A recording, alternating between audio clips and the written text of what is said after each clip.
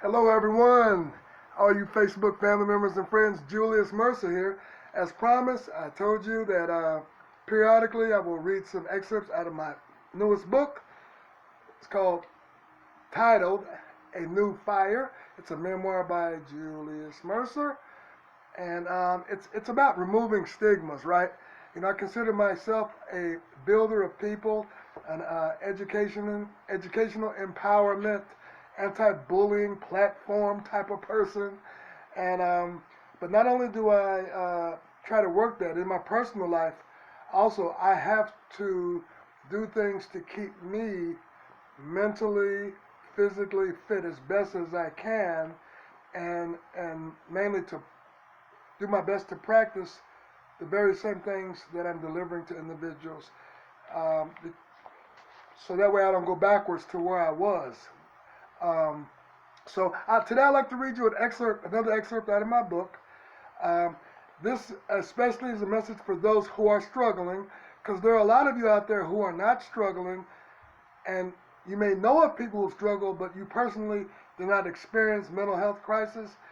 So this is for those who have personally or are personally experiencing a mental health crisis. And that includes things like anxiety, worry, doubt, um, anger.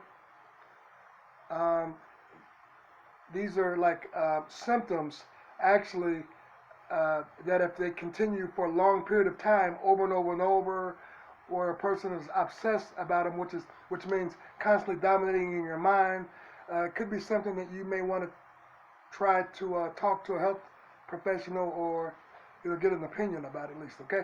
So anyway, as you know, I like to share openly and honestly. So this is something in my book.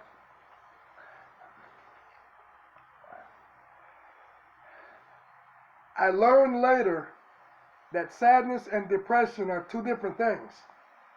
Sadness comes and goes with a particular situation or circumstance, but my depression started out as sadness, but soon destroyed my emotional stability. It took hold of all rational thoughts and eroding it, and until I could no longer even muster the strength to care. I remember, that I cried a lot, and I couldn't sleep unless I had a drink. And the drink, it wasn't because I wasn't an alcoholic or nothing like that, but the drink is like a depression, and it kind of calmed my nerves and allowed me to relax and then fall asleep because I had trouble sleeping, right? So I would always think a lot about my problems and so forth. And a lot of times I would think, why is this happening to me? What's wrong with me? Okay, read on. I suffered in silence, disguising the suffering as best as I could. I trudged through gray. I trudged through gray day after gray day. I was exhausted and I had a loss of appetite. I lost interest in almost everything. My self-esteem was at an all-time low. And I want to add, not only my self-esteem, but most importantly, my self-worth. That was the value that I put on myself. It had grown to get pretty high, the self-worth. And then during this period of confusion, my self-worth, the value, went way down. And these were my thoughts. Nothing in my life had value to me. Not my friends, my family, my former dreams, money, health, all gone from my mind. But I want to add, I did care about people still. But I did not know how to deal with the symptoms that were affecting my behavior, which is what everyone saw, that it became negative. Stealing, isolation. Let me take back the stealing part because this time I was not on the drugs. Okay, the stealing is connected with the drug use. Okay, but there was isolation, not being motivated to get up and get out and do athletic or fitness things. A lot of people knew my positive attitude and my ability to encourage others. All that was gone, so they were missing that from me. I became a person that they were not used to seeing, and they were like, what happened to this guy? I mean, even the police department, even the community leaders where I grew up at, and friends from all over. And then word got around throughout this entire country, those who knew me as a track and field coach, and then just those friends that I met along the journey of my life throughout this nation and throughout this world. So, carry on. Bad memories, conscious and subconscious, kept me awake during the night. I began making very poor choices, turning like a storm-tossed boat in the nighttime whirlpool to promiscuity, just going from one person to another, and without a care or thought of the possible effects on them or me. And so these are like some of the things that I wanted to share with you. And one more important piece. This is, I'm sharing this because, see, some of these symptoms, if not managed, it can escalate and it can make a person become someone that they're not. It could be your child, your friend, your coworker, someone that you knew for a lot of years. This has nothing to do with race or color or ethnic. But I want to let you know that there is hope, there is treatment. If you're willing to remove the stigma of what other people may think about you or say about you, and you go get the help that you need, like I did, and I'm currently doing right now. I underestimated the daily powerful combination of untreated depression, unresolved issues, hurtful memories, and 7 years later, after I had the mental health issues in the first suicide attempt, 7 years later, man-made synthetic drugs, cocaine, and crack, I started using.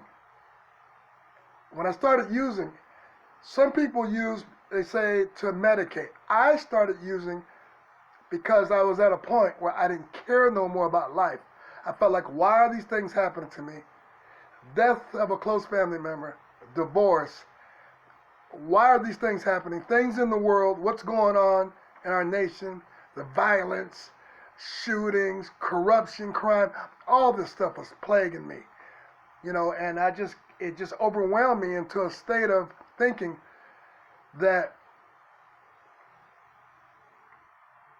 why am I still here?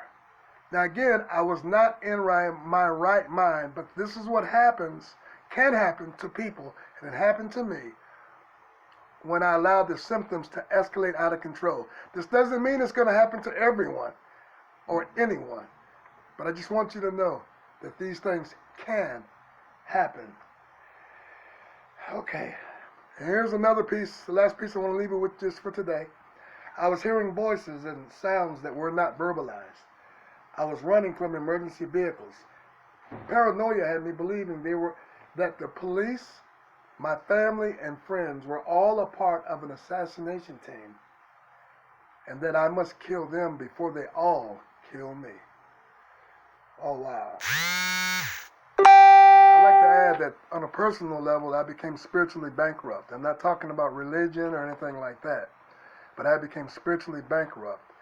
And so even without the spirituality, I still had to go get some treatment. And I had to go, and the hope was to get my brain to be reset and then come back to some sense of normalcy. And through the grace of God and the medical professions, some of them I don't even know, they were able to do it. And so that's why I have a responsibility now to maintain, because these people came to work, they didn't know me, they did selfless acts, they helped me and they helped tons of other people. And so the only way that I know that I can help make a difference is to share and to give back. So I just hope that this helps someone, it touches someone. And so I want you to know, if anyone hasn't told you that they love you, I want you to know that I love you. And I'm just so grateful that for those who have forgave me for all my trespasses, the things that I did. And it helped to allow me to go forward even stronger. I got to tell you, it's okay to look back. Leave the door cracked open and look back, reflect on, where you've been. I do it where I've been. But most importantly, I look back, but I keep moving forward. You better believe it. So I'm Julius Mercer. Hope this helps and you make it a great day. Bye-bye.